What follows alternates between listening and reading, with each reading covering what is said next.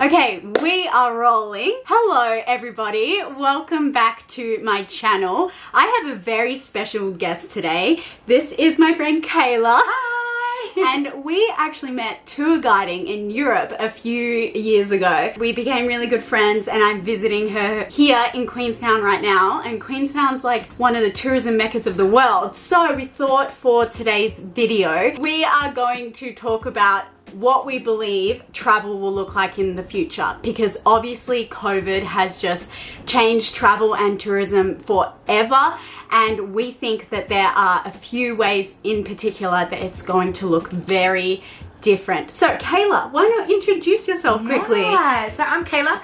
I've been living in Queenstown now for a year, which is crazy. It's like the longest time I've spent in one place in so long. Yeah. But I've actually been in tourism since forever. So since I was like 15, my first job was doing the banking and stuff at a travel agent. So I've had a little bit of stuff from that. I also now work at a hostel, so the kind of front line sort of it. So I like to think that's a little bit of knowledge in the tourism sector. Lots.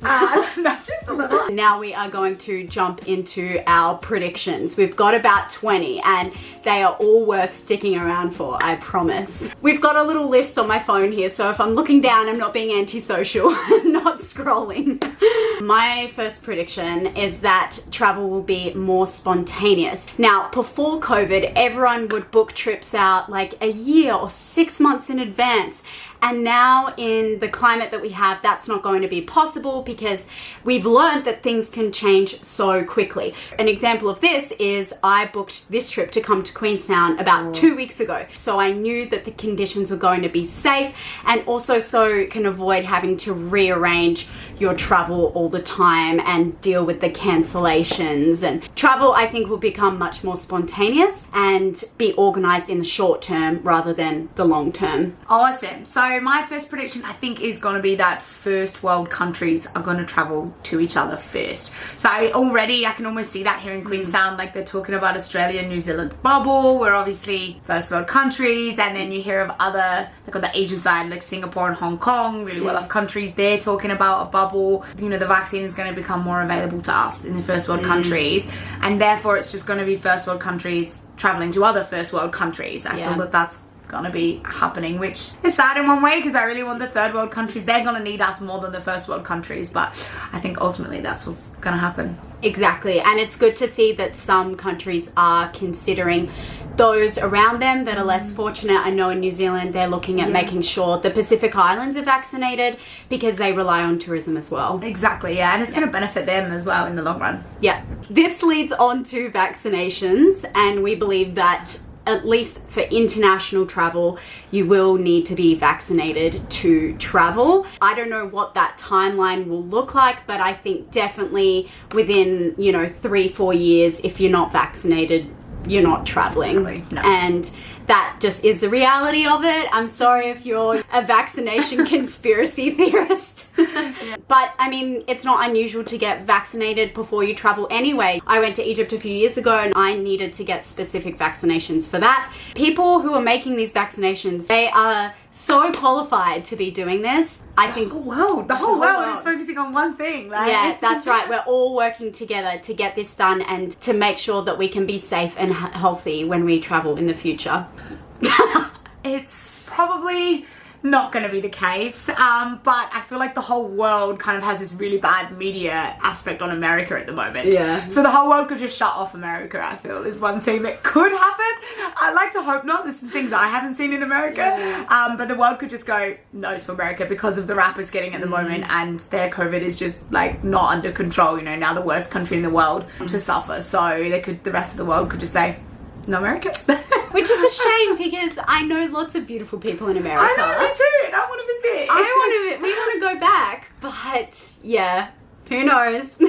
Also believe that there will be more of a focus on domestic tourism. We've already seen that here in New Zealand and Australia. The tourism promotions have been honed in on the individual countries. Explore your home, explore your state, go support your local. I think that's a huge message that will be a part of future travel. Even when everyone is vaccinated and international travel opens, I think there'll still be a focus on, exploring where you grew up, where you live, And we've already seen that the governments are trying to encourage that by giving out travel tourism vouchers to use.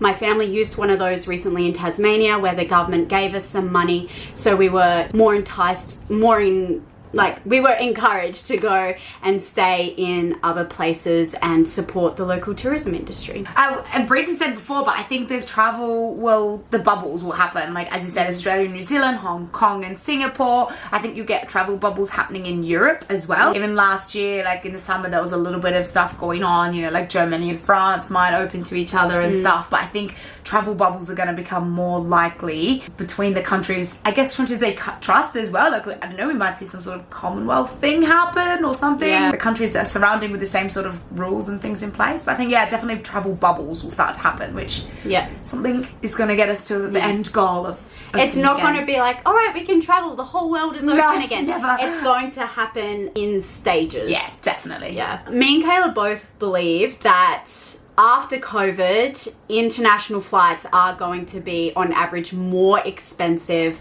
than compared to before COVID. And there may be flash sales that happen every so often, but I think overall the cost will rise. Of international flights, Yeah.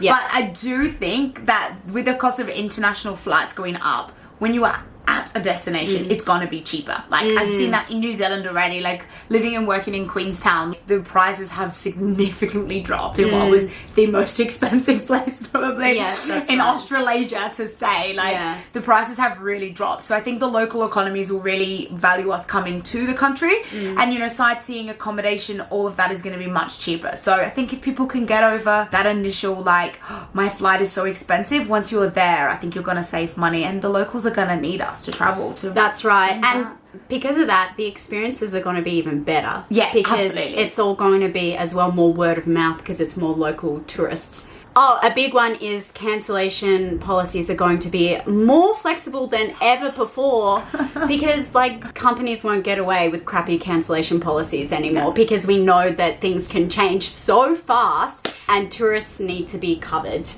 For that. So there's going to be a lot of updated terms and conditions. I think so. But something I think that's going to hold its terms and conditions quite strong now is going to be travel insurance. And travel insurance, I think, is going to be high. These insurance companies, I feel like, have maybe paid out a lot of money over the last year.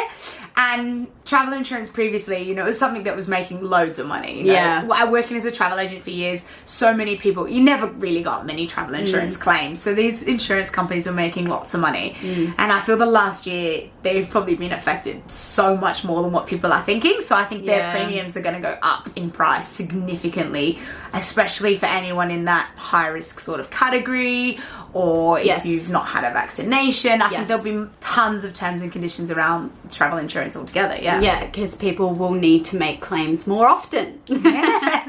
Gotta love insurance. But I also believe that if you can't afford travel insurance, you can't afford to travel. That is the greatest quote. No, it is. You need travel insurance. 100%. I have claimed on my travel insurance quite a few times. So trust me, you need it. And the one time you don't have it is when you'll need to claim. So please do travel with it. I do recommend. Next up, I think this is a real positive note in some regards, is that outdoor regions and national parks will be busier than ever because it's going to be more COVID safe. We're currently looking outside a window with, you know, mountains and lakes to explore, and it's much safer to be doing that outside than be in a city surrounded by people. And I think people as well have just come to appreciate nature and the environment on a whole new level during COVID 100%. As well. So I think the one industry that is going to suffer quite bad is going to be the cruise industry. I think we already seen, like with Princess Cruises in Australia, it was a big outbreak early on in the pandemic, and I think that set a real note in my head, like cruise industries are gonna struggle because people aren't gonna feel safe on the cruise ships. Like, you get a break out of even gastro on the cruise ship, it goes through the ship. If you get COVID back on a ship, I know, if you get COVID on a ship, that's it. Like, I think cruise industry is going to take a long time to bounce back, and I think that's maybe for the best. As Emily said, get out, explore the outdoors, and then cruise travel will always be there, but I think it's going to take a little bit longer than everything else. I think it's a PR nightmare for the cruise industry. They just have such a bad reputation right now. It's going to take a long time for that to come back. Yeah. Or maybe it'll be more like micro cruises rather than the huge ships. It's like 5,000 people, yeah, people will want to be just like on a yacht in Croatia with just their family and friends. Mediterranean, floating around. That would be the dream. Yeah, that's right about now. Yeah. Masks will be mandatory on all flights. I think even once everyone is vaccinated, this could be something that we're going to see. Yeah.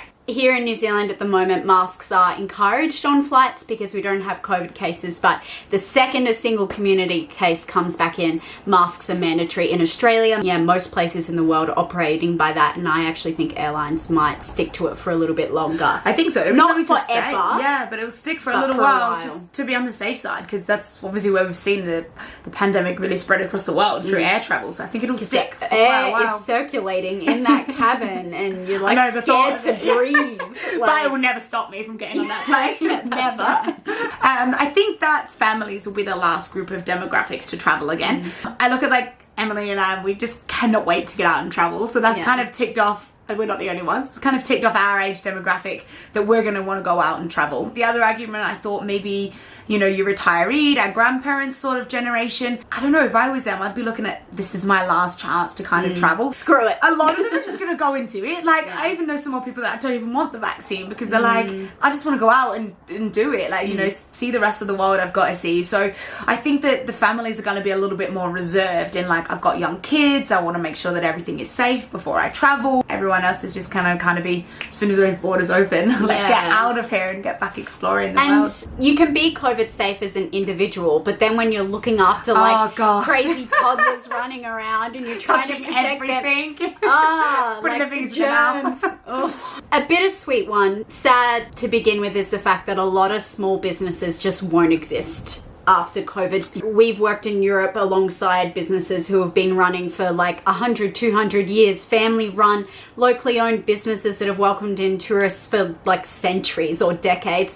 And a lot of them we won't see anymore. They'll have to shut down because of COVID and we'll lose some of that magic. But I believe that will make way for new family businesses, you know, that will bring in their own flair that can also contribute to the community. You know, I think people think we're going to lose every business forever. And what we see in tough times, though, is that it makes way for new creative ideas. Like the GFC in 2008 brought in Uber and Airbnb. So hopefully COVID, people will be sparked with new ideas for when tourists do come back. Yeah, I think with, like Emily saying, like bringing in new ideas and people like having new businesses and things, there will be the businesses that won't fail. And I think some tour operators as well just won't be coming back. Some that maybe have caught a bad reputation in kind of the media or the press, like when they kept traveling and they shouldn't have maybe, or that sort of stuff. Or companies that maybe could even merge. Being a travel agent for years, a lot of companies are owned by like the same brand of companies, like that you may not even realize. And I think a few of those companies will merge. Some will close and others will branch out on their products and things as we go along. So I think that'll be sad. You may see some of your favorite brands no longer around or merge to kind of come together. But I think that'll build for stronger relationships like moving forward with different companies. But to start with, I think, we will lose some tour providers, I think. Oh yeah, I'm excited about this one. I think that homestays and local stays, you know, living with local families in new places will become way more popular. I know when I've stayed with local families, even if it's an Airbnb situation or even a really small local run hostel, or you meet people and they invite you into your home, I think that might become more common just because people are seeking out authentic local experiences and also wanting to avoid big hotels. I hope so as well. That'd be really nice. Like, it's much better experiences when you can travel and stay with a family or do a homestay. I think that would be something really positive. Actually. Often more affordable, and you're helping them out. You know, it's just a great way to the form memories new are so relationships. much nicer. Cool. I think from like a country perspective, I think some countries are going to do some pretty cool campaigns. I've already seen it. I think in the countries like Sri Lanka and stuff, they were doing some cool like stay in the country and we'll give you like accommodation vouchers. Or I don't know how true it was, but Italy was selling houses for $1. Like there's so many terms around it. Like you have to live there and put money into it and stuff. But I think countries are going to do these really cool campaigns to kind of grab people's attention, like come and stay with us. And it will be those quirky ones like Italy home for $1 that will actually grab people's attention. We should buy I know, a villa exactly. in Why have we not Tuscany? bought a villa in Tuscany? Yeah. Why are we still here? But, Yeah. you know, a lot of cool marketing is going to come out, I think, Yes. of the next few years. And it'll have to, because they need business, so Yeah. they're going to get as creative as they can. Yeah, why to draw different? people Why would in. you come to your country and not mine? Like, Yeah. you know, what's going to be different? So that would be really Yeah. exciting to see, actually. Yeah, for sure. My final prediction is that I hope and I pray, but yeah, I do think that people will be much more grateful when they're traveling and just be thankful that they are there, seeing a new place and experiencing it. And even if this is 5-10 years down the line, whenever you travel next, I guarantee you're going to go into that experience just way more excited, because all of us have experienced some version of lockdown and isolation, and people like us miss travel and want to get back into it, but others as well are like, I wish I had traveled before COVID and I didn't, so now I'm going to jump into that as well. There's going to be a very new energy, a new exciting energy around exploring new places, because it'll feel more like a novelty. That's it, yeah. And when you get to a destination, just take a moment, like, to take it in is like, Yes. what I hope people are grateful for. You know, put down your phone and just stand there and like Yeah. take in the view and this and that. I think Yeah. that's what I was just saying. People just be more grateful. It should be so Yeah. good, yeah. And locals will just be so happy to have people in their Of course, environment, yeah, you know. bringing money into the economy Yeah. and Yeah. just experiencing the country. I Yeah. think it'll be really good. Seeing new people as well. Yeah. I see the same people every day now. Yes.